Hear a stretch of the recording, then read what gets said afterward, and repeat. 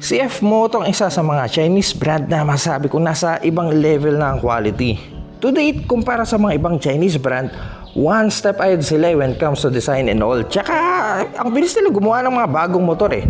Tignan nyo nga unang triple engine nila. Gumagamit ng 674cc displacement, liquid-cooled 12-valve, 6-speed double overhead cam, 3-cylinder engine na may sipa ng 94 horsepower at 11,000 RPM at 70 Nm of torque at 8,250 RPM. Fuel tank capacity is 15 liters. Curb weight is 195 kilograms at mabibili nyo for only 438,900 pesos. Dude, hindi na masama para sa presyo niya. As for the color scheme ng 675 SRR, meron tatlong kulay ito. Isang black and silver, isang gray, at itong white na nasa harap nyo ngayon. Pero alam nyo, mas gusto ko itong white. Ewan ko, ipatama sa akin ng white. Ang linis kasi tignan. For the tank, alam nyo, may pagkakawig to sa Daytona ng Triumph. Yung naunang Daytona. This is metal by the way. At high quality tank cap. So white tank, tapos sabayan pa ng black fairing dito sa baba. Nice ang haba nito. Then all the way down, white fairing na may screen dito sa bandang baba.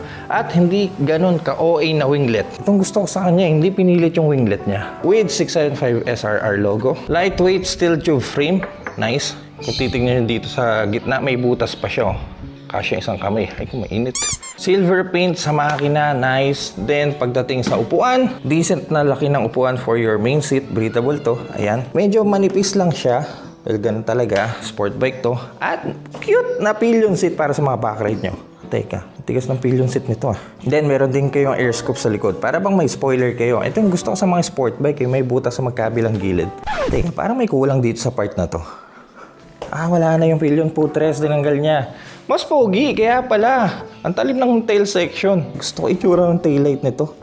Kakaiba ngayon lang ako nakita ng ganitong taillight sa isang sport bike. Yung fender niya may kaliitan, tapos flat at pahaba na LED taillight. Parang Cyclops, no? Teka, ano itsura nito pag magbe-brake tayo?